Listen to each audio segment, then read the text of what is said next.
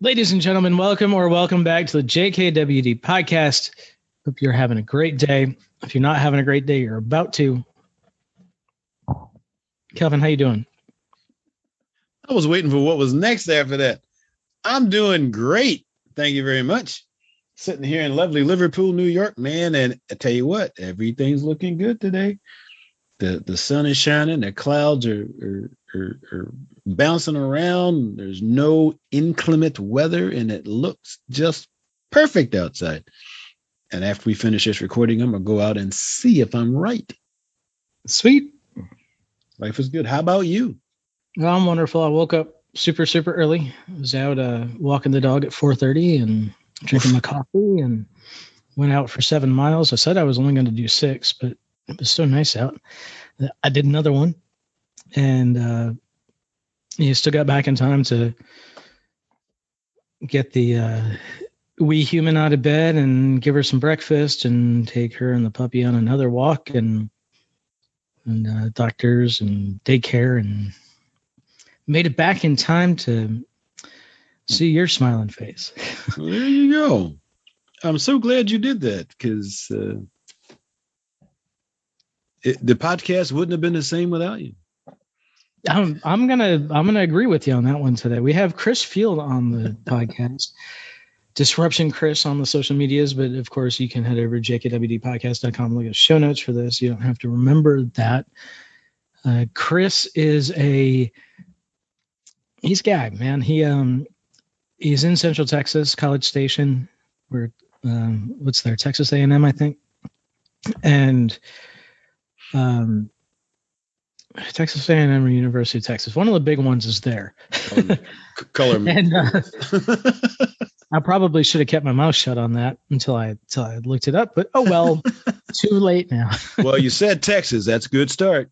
Yes, I'm in the right state. Anyway, he has a nonprofit that looks to end child slavery, child trafficking in Ghana.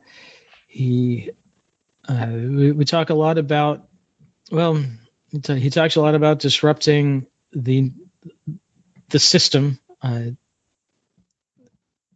in kindness and in empathy, and he challenges us to just do better, just feel a little more, be a little more empathetic, be a little more kind, and it doesn't have to be. You don't have to change the world doing it. You just make somebody's day better. And that's how it starts. He gives a very compelling exercise for developing empathy. Yeah, he does. So, and it's not something I've considered before. So it's definitely worth listening to and feeling. Yeah, and we kept him right about the hour we told him we were going to keep him. So, you got and he did just about all the talking. I think between Kelvin and I, we might have put in 4 minutes.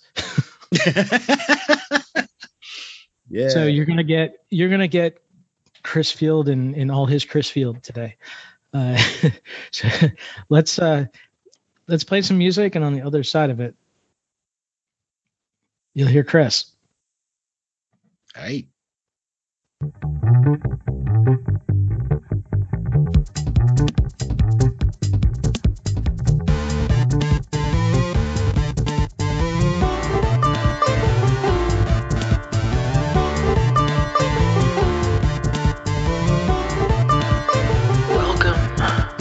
Josh and Kelvin World Domination Podcast, where we talk about better humanhood and teach you how to dominate your world.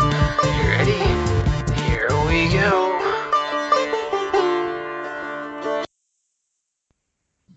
Hey, good morning. Good morning. What's up, guys? How you doing today? I'm doing awesome. How are you two? Wonderful. Awesome is good. I like awesome. I accept. Good. Thank goodness. Thank goodness. Thank goodness. I don't know what I would have done otherwise. There you go. Good to see you. Welcome. Yeah, thank you so much. Good to be here. Where are we finding you this morning? Central Texas or? Yeah, I'm in College Station, Texas. Cool. Well, normally we start by asking you to introduce your mission and tell us why that's your mission. And we'll wander on from there. Awesome. Yeah, let's do it. So my mission is to convince every single person I meet that they are capable of doing far more good than they thought possible, and that they have every tool they could possibly need right now to start doing it. So that's really it in a nutshell. How did you come across this? I've been doing as much good as I can for a lot of years without thinking about it in those terms. It just felt natural to me that when you saw a problem, you responded to it, and started doing that. Really, probably I can trace that back to when I was about 19 years old, and I ran for mayor of my hometown and started this. I didn't win that election, by the way. I placed third out of 5, but it started this path for me that when everybody said, well, this thing needs to be done or someone should do that, then my response was, well, why not me? And so I've been doing that for a long time. I just kind of assumed everybody functioned like that. And then the more I started talking to people, as I got the opportunity to meet more people and tell them about my story, more and more and more I heard people saying things like, gosh, I wish I could fill in the blank, or wow, you're so lucky that you get to. I thought, man, this is so weird. What is it that's happening that makes people feel like they're not capable, that there's some achievement you have to unlock or some extra video game level you have to get to that before you're allowed to do good? Like, what a crazy thought. It felt like everybody was waiting. It's like they were waiting for permission to go and do more good, to make the world a better place. And so I thought, well, that's silly. Let's see if we can't sort of light a fire under people and help convince them and empower them to believe that they have everything they need right now. They just got to start doing it. Did you find an answer to why people seem stopped on that? I think there's 2 main reasons. I think the first is people feel like they don't have enough time. So it's why we hear people talking about, well, when I get to ... right? When I graduate college, when I get married, when I have kids, when my kids have to get older, my kids have to get out of college. Oh, I'm close to retirement now. Maybe when I retire, well, now I'm out of energy. It's like we're always moving the goalposts. And so I think the first thing is helping people understand that it doesn't take nearly as much time as they think. As I obviously allude to in my book, 14 minutes a day, 1% of our day is plenty of time to do meaningful good every single day, especially when stacked on each other like compounding interest, when we compound that time. And the second objection I realize we have to overcome is people don't feel qualified. They feel like there's somebody else that would do a better job than them. Feel like there's somebody else that's more talented or more skilled or has more money. And so I feel like there's a lot of kind of people feeling imposter syndrome, like, well, there's surely somebody who's more qualified to do that than me. And the answer is, of course, there's somebody more qualified than you. And there's also people less qualified than you. And a whole bunch of people aren't doing anything. So just show up and do your best work. And over time, it's going to always shake out to be a positive. Nice. So, I'm sorry. Go ahead. Let's start with a definition of good. Yeah, great. Yeah, it's a great question. Nobody's ever actually asked me that, to be totally honest. So I don't have like a Webster's dictionary or something open in front of me. So when I talk about doing good, disrupting for good, my first book, or 1 billion hours of good, my second book, to me, that is intentionally making someone else's life better. So that can be the tiniest little thing. You actually smile at somebody, you look in the eye and speak to the person who hands you your coffee in the morning when you go through the drive-thru at Starbucks, or as big as going across the world and trying to rescue kids out of slavery. I mean, there's so many things that can be done that would qualify as good, but just to simplify it, making somebody else's life better. Great. Kelvin, I cut you off. What were you gonna? I was just gonna ask because you look like a very young man. So where in life were you when you came up with this philosophy? When you just started? Oh, of course I can do good. I've been doing good all my life. Where were you in your life's journey there? Yeah, so I'm 38 now. So, I mean, I wrote Disrupting for Good when I was 35. And I mean, I feel like I was on this journey a few years, so in 2010, I started a nonprofit doing anti-child trafficking work in Ghana, Africa. Mm-hmm. And I was 27 years old. I had no idea what I was doing. Didn't know anybody with money. Quit my job, started this nonprofit. We had a 6-month-old baby at home. And for me in that moment, it was like, look, one day my kids are going to look at me and say, hey, Dad, when you found out there were child slaves in the world, what did you do? And I think about this a lot. I think about this a lot with questions of race in America. There's a whole generation. I live in the South. There's a whole generation of really good, kind folk that they can't look their children or grandchildren in the eye and answer that question when they say, hey, when you saw how differently people of color were being treated, what did you do about that?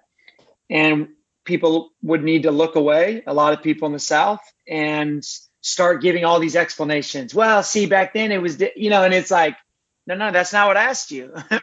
I asked when you saw something you knew was wrong. And you could say it was normal. You could say it's just the way things were, but in your gut, you knew that was not okay. How did you respond? And for me, that became about child trafficking, human trafficking.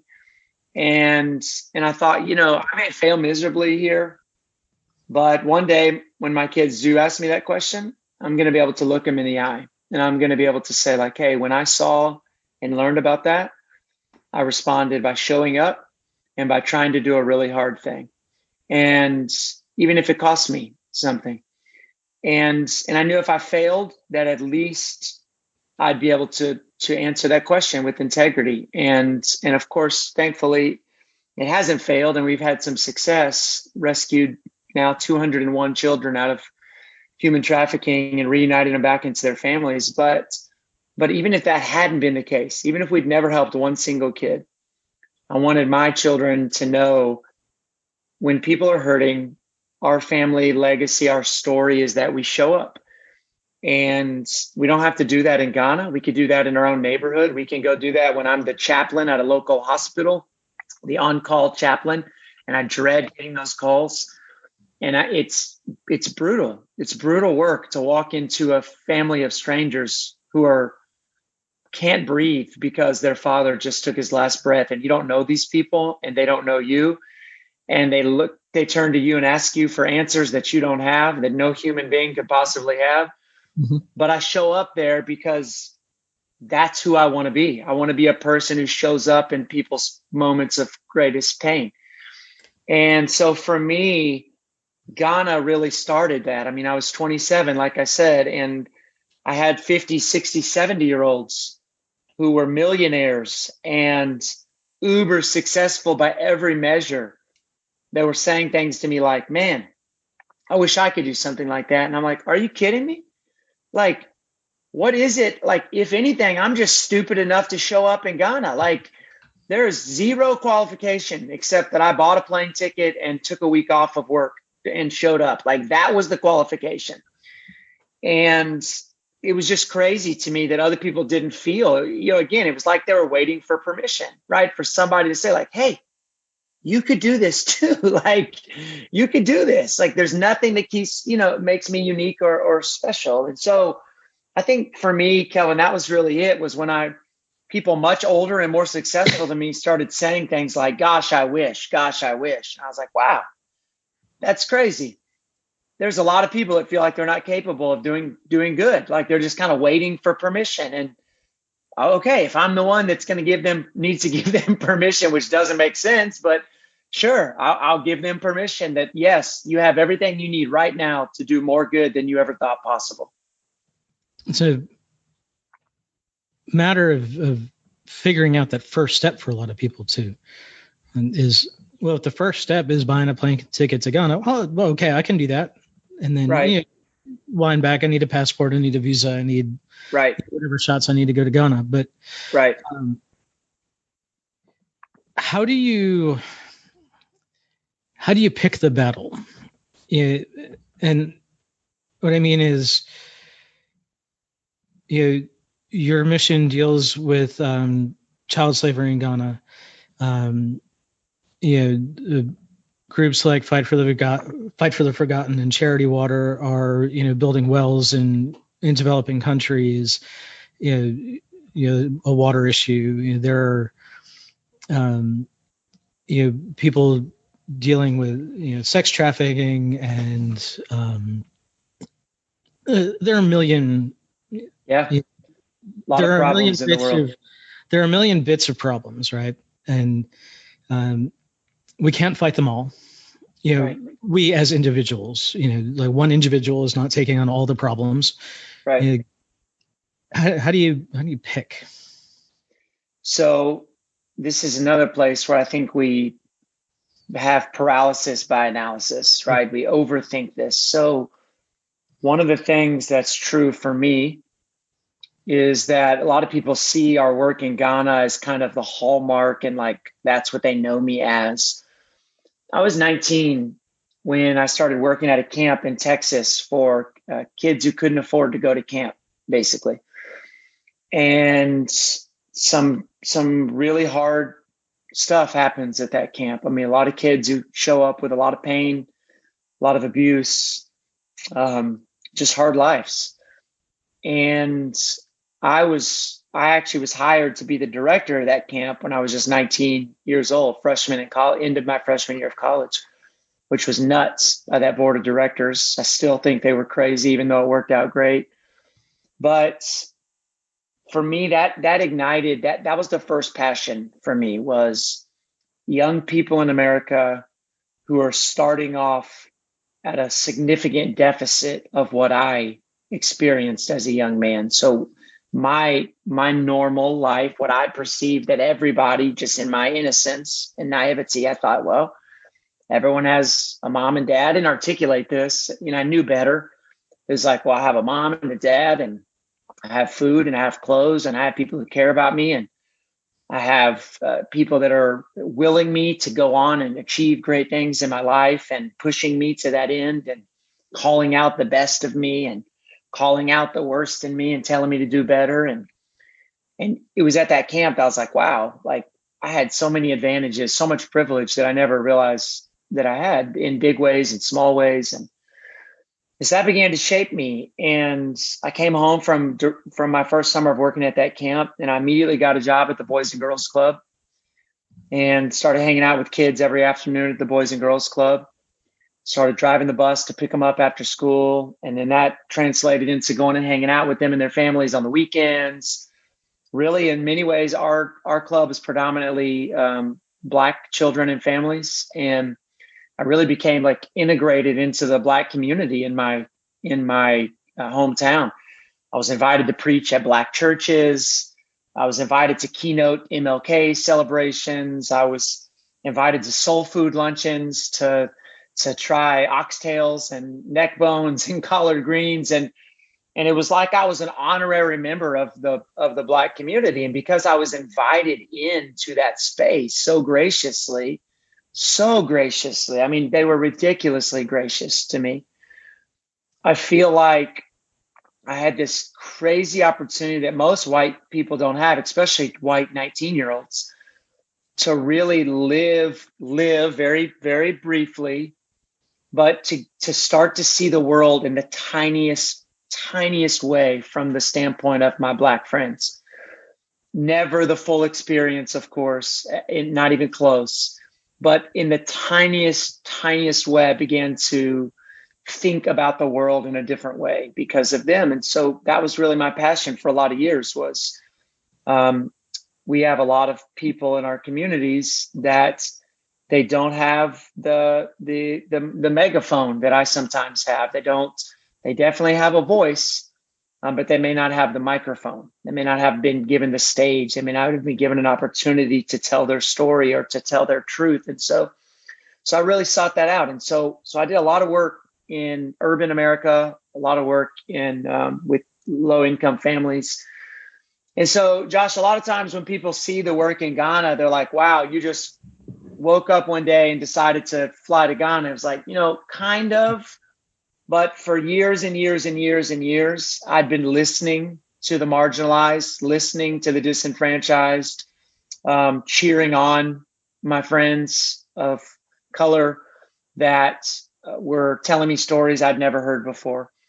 And so when I heard about a new group of people that I'd never heard of before that didn't have anyone to tell their story, it wasn't that crazy of a stretch for me to show up, to listen to them, to get to know them, to literally do the same thing, walk into their communities, sit under their mango tree, eat their food, and to become a friend. And then to say, wow, I want to help. I want to do anything I can to help tell your story so that more people might be compelled to become advocates and friends and partners in doing good with you and for you. So let me summarize that by saying this. We're surrounded with opportunities to do good. The way we do good and the way we become more generous is by exercising our good and generous muscles. And sitting around waiting for the perfect opportunity is hogwash. It's not happening. But doing good when it's in front of you, for whoever that happens to be, no matter what color they happen to be, no matter how old they happen to be, no matter where they happen to be from, you do that a couple hundred times, 1,000 times, 2,000 times, little tiny small ways. Then when that big thing hits you, you're not scared of it anymore because you've been flexing that muscle for years. And so you show up. And so many people, it's like we watch the Olympics, right? We're like, gosh, I wish we want that moment on the medal stand. But nobody wants those injuries. Nobody wants the PT appointments. Nobody wants the perfect diet. Nobody wants the stadium with nobody in it when you're running reps up and down the field in the dark, telling your mom and dad just one more, just one more. Nobody wants to skip birthday parties and go to bed early on the weekend, right? Nobody wants all that. Almost nobody. The ones you see in Tokyo, they wanted that as much as they wanted the podium. And I think it's the exact same way with doing good. If we want the big opportunity, we got to start taking those little tiny ones in front of us. And when you do enough of those, then the big one doesn't seem so scary anymore because it's like you've been training for that your whole life without knowing it. I want to switch gears a little and talk about disruption. Because your first book was Disrupting for Good, and disrupting really is a powerful word. So I want to ask you how you decided on that as a path and what it means to you. Yeah, so I got an email one day from a friend who told me about a program. I think it was at USC or UCLA. I can't remember. It was one of those California schools. And he was like, hey, I saw this and I thought of you. And he wasn't thinking I was going to go back to school or anything, but he just thought it was interesting. And it was a degree in disruption. It's basically you could get like a bachelor's degree in disruption. And I was like, dude, that ties together so much of what I've been doing in my life. Like so many of the ways that I've been taking what was the established norm and sort of saying like, hey, this is okay, but what if we did something even better? Or saying, hey, this sucks. Why are we doing this? Let's do something even better. I was like, man, this is what I've been doing. I've been disrupting. Like that's it. It was like a light came on in my head. I was like, that's who I am. I'm a disruptor. It was almost like it gave me a new name. I had been this guy, but without really knowing what I didn't really fit into any categories. And people didn't really know what to do with me. Grew up really religious, but religious folks didn't know what to do with me because I wasn't really like religious folks. And then my non-religious friends they knew I grew up really religious, but they knew I wasn't really like most religious folks they knew. So they didn't really know what to do with me. And it was just like, that just gave me a new name, man. And there's power in names. And I was like, man, that's it. Like, I'm a disruptor. And so I just went on this deep dive, like, what does it mean to disrupt? And I ran across Clay Christensen's seminal work around innovative disruption in the late 1990s. But it was all about business. It was like business disruption, your industry, everything. And I was like, dude, this is fine. But like, what about nonprofits? What about schools? What about just regular dudes and women that just want to disrupt? Like, where is the space for them? And it was like, nobody was talking about that. It was like overdone in business and never touched anywhere else. And I was like, this is crazy. Like, this is crazy. So I started looking for all these stories of people that I felt like had disrupted, where they had seen something that wasn't good and they had shown up and done something about it. And I started finding all these ordinary people, 5-year-olds and 80-year-olds and just, everything in between, wealthy. And there's this billionaire that nobody's ever heard of. I literally can never even remember his name, which I think is fitting. And he literally gave away like $6 billion. He like spent his whole life giving away his money, all of it. Like literally he doesn't have any money left. And it was like, nobody's ever heard of this guy. And I was like, why? Why has nobody ever heard of this guy? It's so much more impressive what he did with his life and his money than so many of these billionaires now that were like, Bezos, whatever, dude. Like, I'm not impressed by the little tiny percentage. Like, that's nothing to me, right? We're fawning over that. And this cat is literally giving away every penny. His joke is that he hoped his last check would bounce. Like, that was the joke, right? And he literally gave away all of the money he had his whole life. He spent his whole life being a philanthropist till he literally had nothing left. And just in all these other ordinary people, not billionaires, people with no money, Maa Hill in Compton, Los Angeles, who was in public education for like 40 years and then did an after school program out of her 800 square foot house. It's just like, these are heroes, man. Like, these are disruptors that they said, man, it's really hard to be a young person in Compton. And I'm going to do something every day, every afternoon. I'm going to have kids come to my house and I'm going to do something about it. It was like, man, we need more freaking Maa Hills in the world. Like, her story needs to be out there. Like, she is a disruptor. And maybe if somebody sees an 80-year-old woman that's showing up in this house that actually was in the process of being foreclosed on before a GoFundMe helped take care of that, man, if she could do it, what are we waiting on? And so I just became really inspired. And that was what kind of inspired that first book, was those stories. And it was a very story-heavy book of just ordinary people who saw a problem and chose to show up and fix it. And out of that came my definition for a disruptor. And that is someone who's uncomfortable with the truth, so they show up and take action and persist until a new truth is born. Because that's what I found common across all those disruptors. They were uncomfortable with something. They had the guts to show up, and they took action. They didn't just show up and say, oh, gosh, that's too bad. Hey, take a picture of me in front of this really sad memorial and I'm going to go on my way. They said, no, I'm going to show up. I'm going to do something, but I'm not going to do something once. I'm going to persist until a new and better truth is born. And you can see in those 4 steps, all 4 of them require a different level of commitment, right? First of all, we have to have truths that make us uncomfortable, which requires some level of introspection and empathy. And to be frank, we've lost a lot of this in America. We are inundated with so much bad news that we don't even feel. We numb ourselves from feeling. And we numb ourselves with alcohol and drugs and sex and food and money and busyness. We numb ourselves with busyness just so we don't have to feel anymore. So that's a tall order for a lot of us. We need to start with feeling.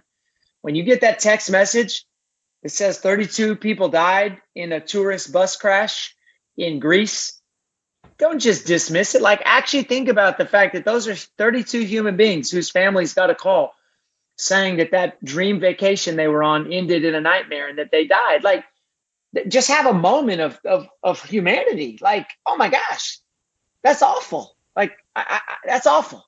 Most of us don't even do that, to be honest, right? We're so numb. We become so anesthetized to bad news. So first we have to feel. Then we have to be willing to show up when we see a problem and say, gosh, what does that mean? Like, what does that mean to have a problem? Like, okay, you tell me that's a challenge. I've never experienced that challenge. What does that mean? I want to listen. I want to learn. And then we take action. And we gather the data we have and we say, okay, if I were going to use the talents and skills and resources I have to help this become less of a problem, well, what would that look like? And then you can't just do that one day. This isn't a service activity. This isn't a field trip. This isn't a merit badge. The persistence is the not so secret sauce to transformation. And in every single one of those stories I found, those people worked months and years to create transformation. Maa Hill didn't invite one kid into her Compton house. She invited thousands of kids over decades. The billionaire didn't give away $1,000 or he didn't do a philanthropy day and get media attention. He literally spent his whole life giving away his money and making the biggest impact possible. So it's playing the long game. It's playing the long game. And so that's really when I became infatuated with disruption and really embraced it as a lifestyle choice, not a cute thing I put on a resume, not a clever title I put in my Twitter handle. Like, I want to be a guy that every single day I disrupt and I find those uncomfortable truths. I feel, I show up, I take action, I persist until a new and better truth is born. Your words have so much weight. So much weight. That's a pretty powerful mirror to look into, young man. I say, and I'm sitting here going, and I'm the Prince of Positive. I'm this, I'm that, and I sit here and I listen to what you've done in your youth. I probably got shoes older than you, and and go, oh my gosh, I could have been doing that. And it's like, I don't know, a lot of people, I don't worry about what other people could have been doing. When you start talking about the numbness that we feel because we just don't feel anymore, when you start talking about the things that are happening and we're so, really, we're basically, anesthetized to life, basically. And It's like, sitting here asking myself, what do you do about that? How do you jump into that? And then jump is probably a bad word, but maybe not necessarily. How do you even move into that space? Because that was a dumb question per se, but you move into that space, but it is so powerful. And I probably want to say that I don't know that I've actually looked at things under that lens before. If I had, the lens got foggy, but wow, it's amazing stuff. Yeah. So, and you've been doing this since you were a younger boy. Yeah. Younger. Yeah. Like, for your average person who listens and feels what you're saying here, I know we talked about, how do they start? You just kind of covered that, but there's a lot of fear in that. You can end up dead trying to help somebody in a minor situation in this world. Right. So for the average person that really wants to help, how do you get started? How do we jump into the disruptor box? Yeah. So I really feel like, I know this is going to sound oversimplified, but I feel like empathy is such a powerful tool. And But I feel like so many of us, we stop at empathy. So we say, gosh, that's too bad. Like, I really wish that weren't happening. And I feel like for me, compassion is empathy in action. And because it goes beyond just saying, man, that's tough, or I wish, I'm so sorry. And I think that's important. I think we should empathize. I think that's where it begins. There's this funny little Greek word called splanchnizomai. It's one of my favorite words. And for those who are familiar with this story from the Bible, there's a son who asks for his inheritance early and then leaves his family's house and goes and blows his inheritance, wastes it, and comes back and very, very nervous about it. I mean, things got so bad in the story that he's eating the food out of the pig's trough. And I mean, he's gone from top of the mountain to the bottom of the mountain pretty quick. But remember, I mean, he asked his father for his inheritance early. He basically said, Dad, I wish you were dead already. Like, I need this money, man. I got stuff to do. So he's coming home, and you can imagine what he must be feeling like to come home. Sheepish, ashamed, scared, sad, embarrassed. And the story says that while he was a long ways off, his father was filled with splanchnizomai. And it translates as compassion in English, but it's a terrible translation. In Greek, it literally means his father was moved to his bowels. He felt so much love and care for his son, who had really kind of screwed him and made a mockery of the family wealth. He saw him far away and loved him and cared about him so much. It like literally made the dad's stomach hurt. Like he loved him that much. In his bowels, in his gut, he cared. And I think there's this really fascinating opportunity for each of us to ask, like, when is the last time we felt like that about anything? Like, when is the last time we let something move us all the way to where we felt it in our guts? It was just like a weight, in our stomachs, like, oh, like, because when you feel that, when you let yourself feel that, when you make yourself feel that, when you allow yourself to feel that, you're going to respond. No father feels that and then turns around and goes back in the house. You can't. You physically cannot. Instead, actually, you know what that father did? He ran towards his son, which in that culture, totally a sign of like giving up all of his power in the situation. He literally is sprinting across like it's the Notebook or something, right? Like just humbles himself completely because he's like, I don't care about any rules right now. All I know is that my son was lost and now he's back home. And I just love this idea of splanchnizomai, of us feeling something so deeply in our guts that it changes us. It compels us to response. And so here's how I would start if I was struggling with this. And I have to reset myself on this sometimes too. Don't get me wrong. This is something, yes, I've done it for a long time, but I get into my own habits and patterns, and I get into my own selfishness and get preoccupied with certain things, okay? So here's what I would say. From the moment you wake up, one day, just pick one day. Just choose a day. Say, all right, tomorrow or next Tuesday, whatever, it's going to be my splanchnizomai day. It's going to be my gut feeling day. And your job the whole day, you're gonna suck at this, by the way, your first time. You're gonna be terrible at this.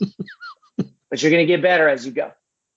Your whole job that day, you're gonna do all your normal stuff just like you always do. But from the time you wake up, your goal is to every person you encounter all day long, from your family to your colleagues to the gas station attendant because the stupid credit card reader won't take your credit card, to the person at the grocery store, to the restaurant, everybody you encounter, doctor's appointment, dentist, I don't care. All day long, anytime you encounter somebody, you consider the full humanity of that other person. And you let yourself marvel at the fact that that person actually has all the same sort of concerns and challenges and pains and woundedness as you do. And it's kind of a miracle that the two of you are just standing there having a conversation with each other. I mean, it's kind of crazy if you think about all the things that had to go right for the two of you to just be standing there having a conversation with each other. And just marvel at the fact that there is another human being that is standing in front of you with all these stories and complex feelings and emotions and needs, and you don't even know any of those things about them. You've never taken the time to ask.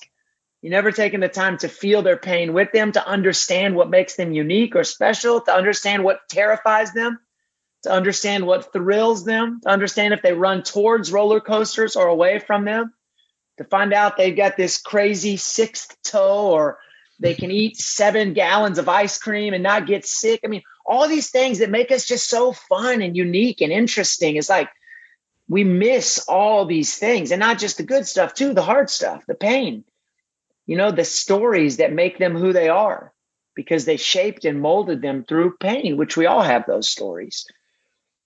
And just for a day, even if you don't get as far as talking to that person about their pain or even their greatest joys, just marveling at the fact that every human being you encounter that day is fully human and fully worthy of every bit of respect you could give them.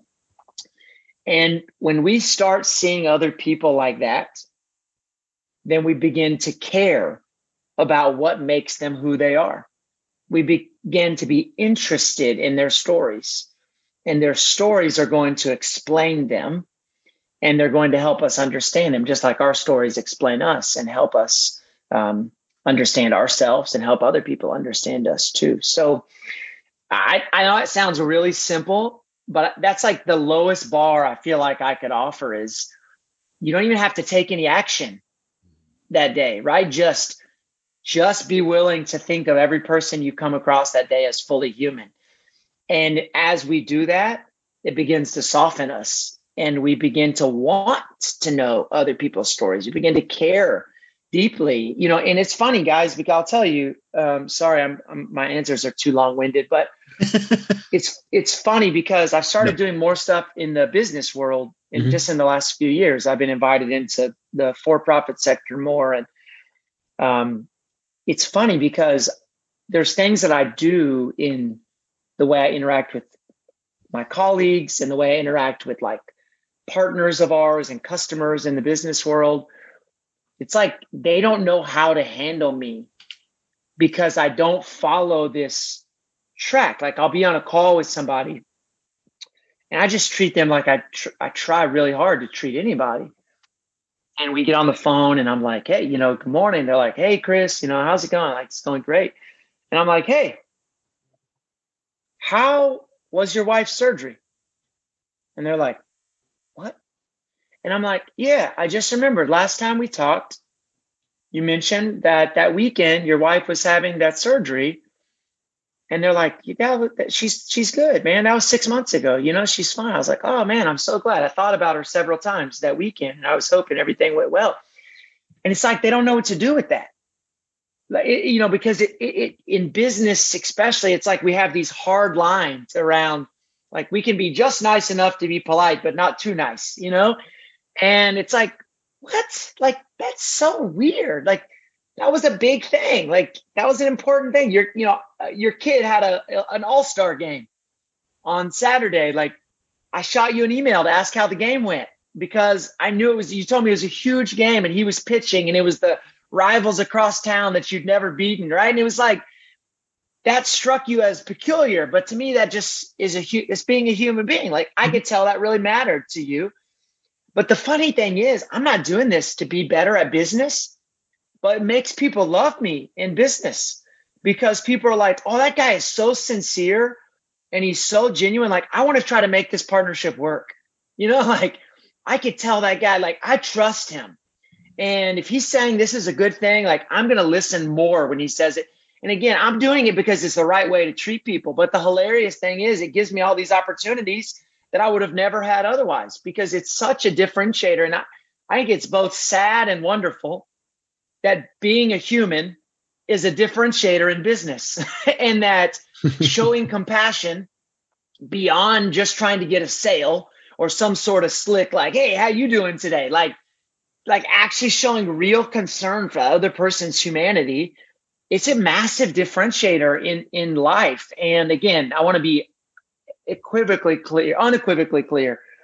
I don't do it to be better at business, but I find it fascinating that it gives me opportunities that I never could have had if I just stuck with the shallow shtick, instead of actually viewing people as the valuable, complicated, messy, beautiful people that they are. And I just think it's crazy, man. But it's proven true time and time again. Yeah. Yeah, I think we're in an interesting time for the world to be ready for more people like you. One of the things that's happening, you're on social media. There's this big woke eruption now, right? So It's very popular for large companies to create a wokeness statement. Yeah, they're not calling it that, but we support our LGBTQ plus staff. We support Black Lives Matters, but where's their money going? And is it going to legislators who are writing good policy for them and bad policy for the people they claim to support in their statements? Right. And they're looking at blocks of people as potential customers. They're not looking at people as people, even though their words say that. I think what we need is more of what you were talking about. Just, hey, there's Chris, there's Kelvin. They weren't born in these little Zoom boxes that I'm looking at. They were once babies. They had an instinct to grasp and not much else, and they had people around them who were trying their best to show them how to live a good life. And now they're taking the best of what they learned and the worst of what they learned and trying to do their best with it, and pass the best that they know on to their kids and on to other people, and try to leave the world just a little better. And that's all we can really do.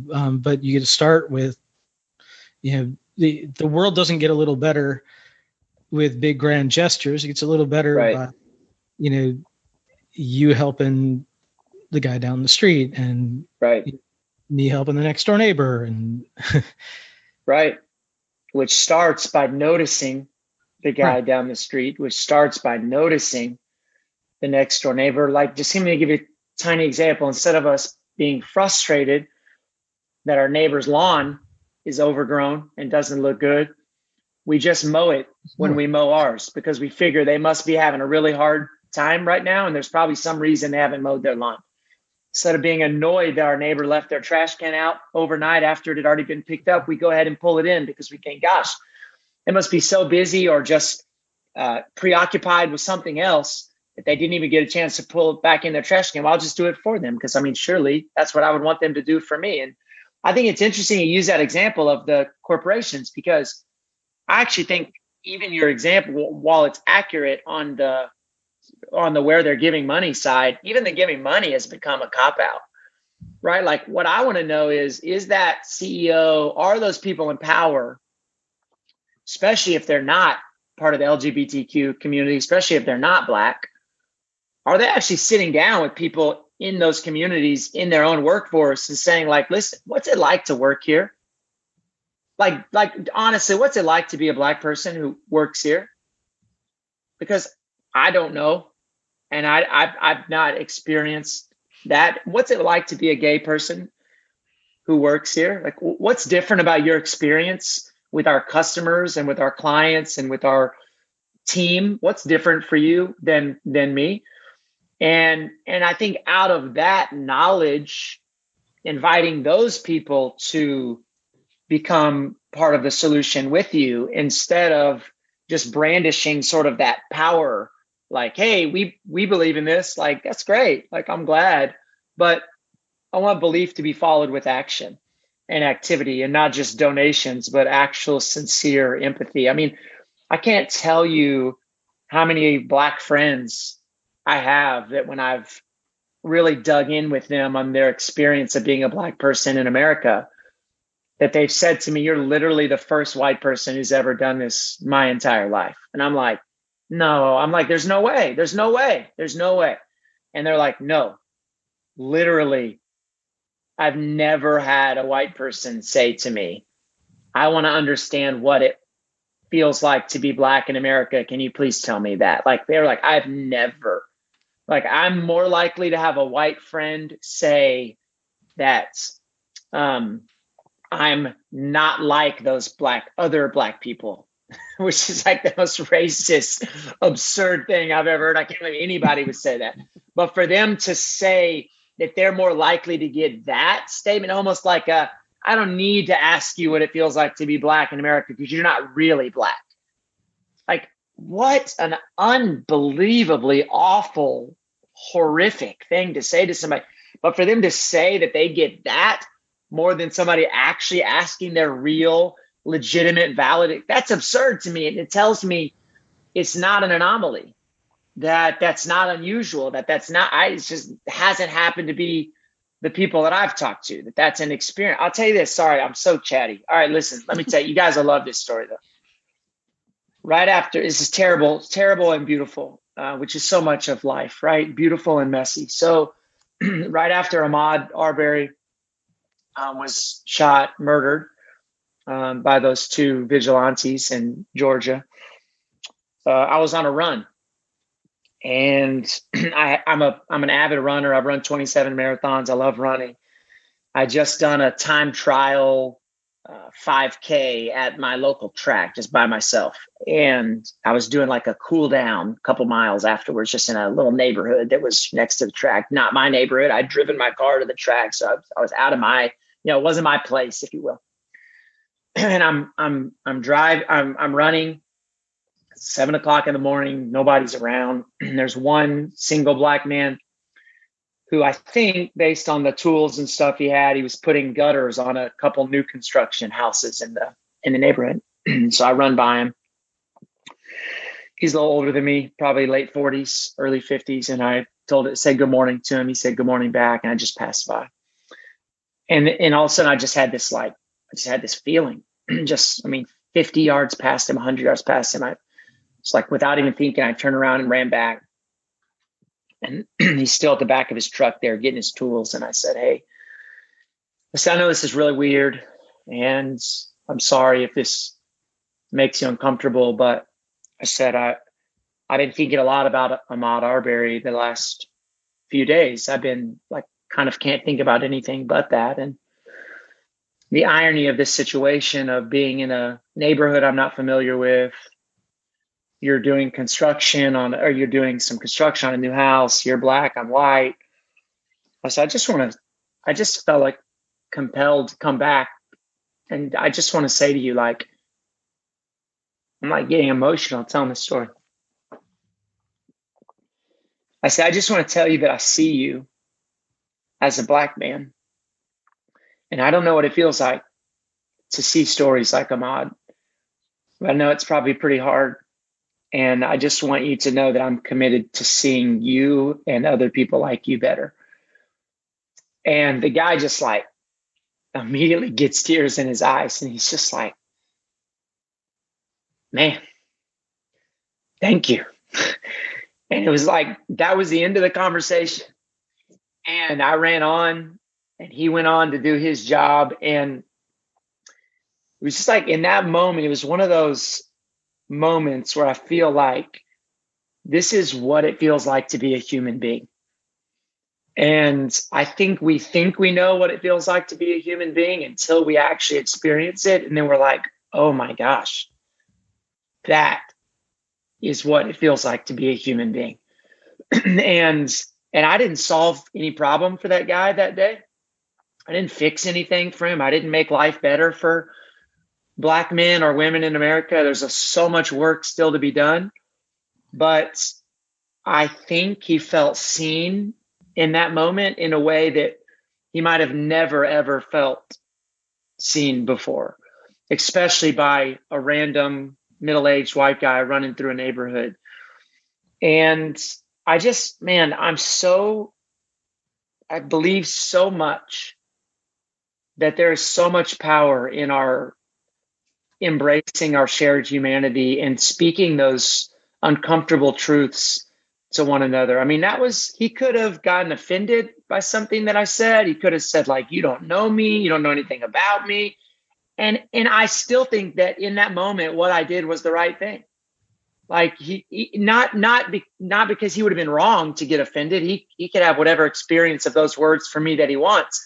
But I needed to say, I see you in that moment. I needed to name that there was this really hard thing happening in our country with white people and Black people. And that, like, I had empathy for him in that, and that what it meant to be him. And so, man, I just think there's so much power in our stories and in our naming truths to one another and our listening to one another and our trying to understand where that other person's coming from. And that was just one of those rare moments where it feel like I got to feel the full weight of that in such a beautiful way. And based on his response, I would imagine it's a story he also remembers and will probably remember for a long time. And I'm really grateful that he received my words in the tone and in the graciousness with which I intended them. Yeah, that happened just up the road from me. I'm in Savannah, Georgia, so Brunswick's about 45 minutes from here. So we felt it in the running community here, and we have that. You and I have that. You talk about privilege, and this is privilege. You were able to, Black guy didn't see anything wrong with you running by him doing construction. Right. 2 weeks ago, I was running early morning, and it was about 6:45, and I ran through an arrest. There were 5 cruisers. They were arresting a young Black man, probably 16, 17 years old. I just ran right down the middle of the road. Hi, how you doing? And they just let me go. Right. They just waved at me, and I kept running. I think that had I been a young Black man, I might have been asked to find a new route or to hang on a second. Do you know these people? Right. Nothing. Just wave and see you later. What are you doing here at 6:40 on a Friday morning? Yep. Yeah. So I know we're coming up on time. So we've got two things toward the end here, just kind of housekeeping. One, is there anything that you wanted to come on and talk about that we haven't gotten to? And the other thing, let us know where you like to hang out a lot. Where can people find you? Yeah, so I feel great about everything we covered today. I hope you guys do. I feel like I rambled a bit, but yeah, well, really I think we always like it. I think we always like it when our guests talk more than we do. Okay. Well, That's good, because I definitely did. So you guys asked some great questions. I mean, honestly, you asked some questions I haven't ever been asked before, and I've done a fair amount of these. So I really appreciate the thoughtfulness that you guys had in your questions, and hopefully my answers will land with folks. So where I hang out, so you can find me on the various social media platforms. My handle is @DisruptionChris, and LinkedIn, just Christopher Field. And my website is meetchrisfield.com. Do quite a bit of speaking, and so it's one of my favorite things to do. You could probably tell from my conversation today, I love telling stories. I love trying to inspire people. So I was just in Arkansas yesterday. Last week I was in Missouri. So things are finally starting to pick up a little bit after COVID, and hopefully they'll stay down. I know things are starting to ramp up again with COVID, unfortunately, but But yeah, if there's anything I can ever do to be helpful for anybody or with anybody, I'm happy to do anything I can. So I'd love for people to reach out and we can connect. All right. Well, thank you so much for being here, and we will shoot you an email when this is up. Awesome. Thanks, guys. I really appreciate it. All right. Thank you. All right. Bye-bye. Bye. Hey, thanks for listening. Show notes and more at jkwdpodcast.com. Don't forget to subscribe, leave a review, and share with your friends, and we will see you next week. Bye.